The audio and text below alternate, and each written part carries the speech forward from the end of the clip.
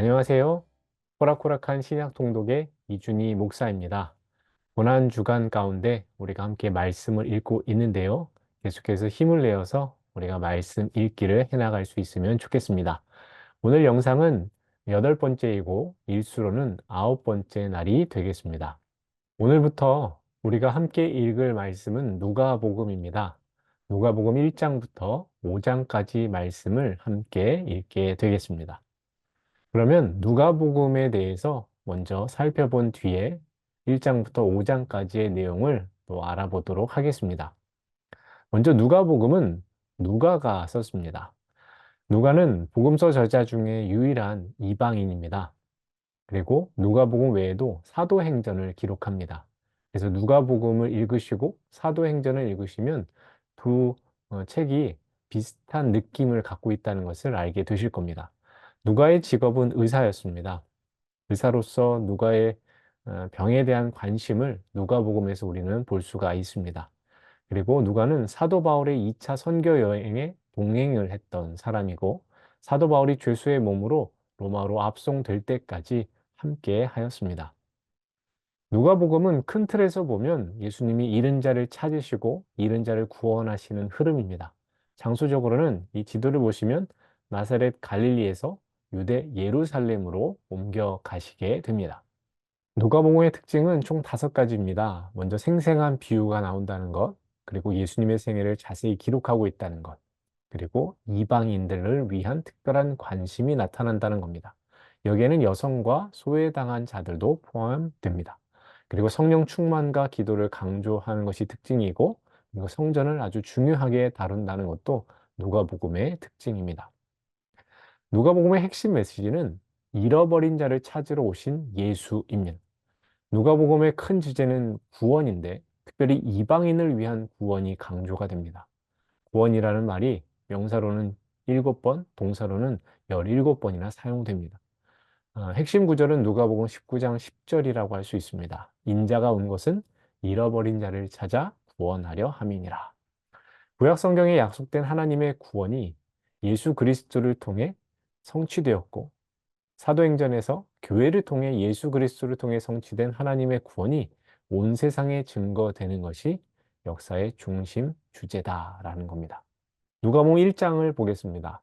누가복음의 수신자가 누구인지가 나옵니다. 이방인 초신자인 데오빌로입니다.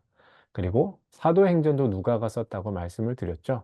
사도행전 또한 이 데오빌로 초신자를 위해 쓰인 겁니다. 그래서 누가복음 하면 복음서지만 초신자를 위해 쓰인 복음서다라고 기억을 하시면 되겠습니다. 누가복음은 24장, 그리고 사도행전은 28장, 총 52장인데 이것을 누가가 썼다고 했죠. 그래서 추측하게 하건대 1년이 52주니까 누가는 일주일에 한 번씩 이 예수님에 대한 이야기를 편지로 쓰지 않았을까라는 생각을 해보게 됩니다.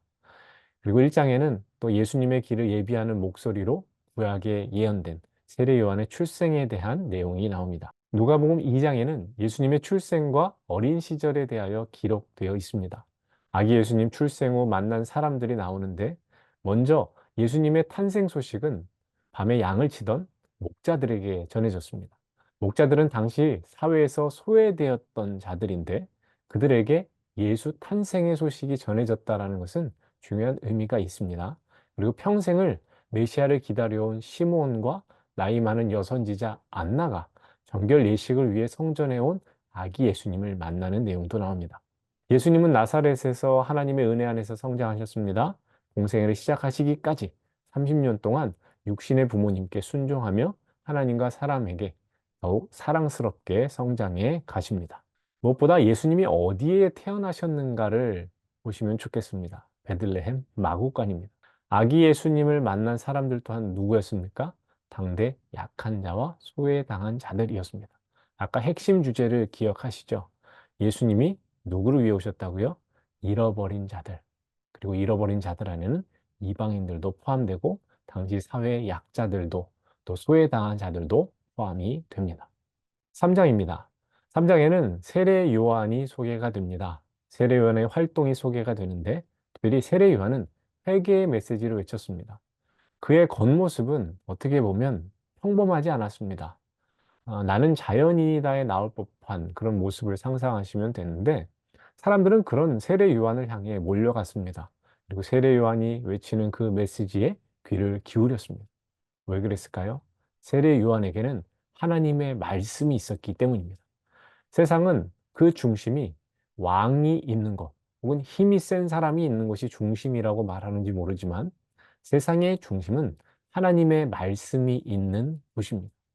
세례 요한은 광야라는 곳에서 활동했습니다. 광야는 아무것도 없는 곳입니다. 사람이 살 수 없는 곳이지만, 사람이 살아남기에 힘든 곳이지만, 그러나 그곳에 하나님의 말씀이 있을 때 사람들이 몰려갔습니다. 그곳이 중심이기 때문입니다. 그렇다면 우리 또한 어느 곳을 향해 나아가야 되겠습니까?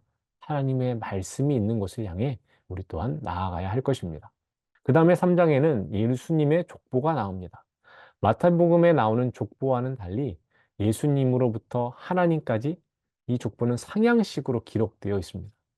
예수님의 족보가 그렇게 기록된 이유는, 그리고 예수님의 족보가 언급된 이유는 예수님이 다윗을 넘어 아담과 하나님까지 연결이 되고 하나님의 아들로 온 인류를 위해 오신 메시아이심을 나타내기 위함입니다. 4장입니다.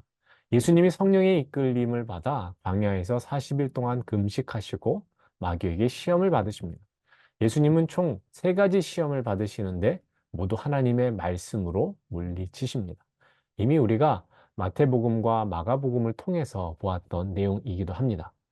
시험을 이기시고 예수님은 갈릴리로 돌아오셨습니다. 그리고 본격적으로 공생의 사역을 시작하십니다.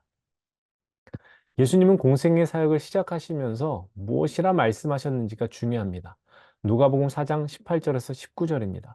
주의 성령이 내게 임하셨으니 이는 가난한 자에게 복음을 전하게 하시려고 내게 기름을 부으시고 나를 보내사 포로된 자에게 자유를, 눈먼 자에게 다시 보게 함을 전파하며 눌린 자를 자유롭게 하고 주의 은혜의 해를 전파하게 하려 하심이라. 아멘. 예수님이 메시아로서 앞으로 어떤 사역을 행하실 것인지에 대한 선포의 말씀입니다. 예수님은 회당에서 가르치시며 말씀을 선포하셨는데 외양 땅에서 배척당하십니다. 그래서 가버나움으로 옮겨가신 뒤에 그곳에서 귀신 들린 사람을 고쳐주시고 많은 병자들을 고쳐주셨습니다.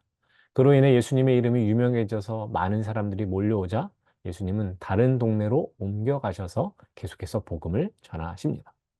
5장입니다. 예수님은 게네사렛 호숫가에서 말씀을 전하셨는데 이때 밤새 그물을 던졌지만 물고기를 잡지 못한 베드로에게 깊은 곳에 그물을 던지라고 말씀을 하십니다.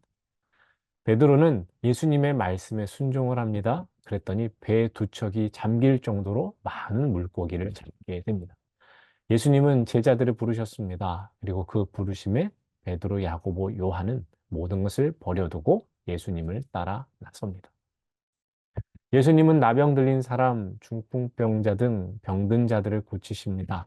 그리고 세관에 앉아있던 세리, 레위, 마태인 걸 아시죠?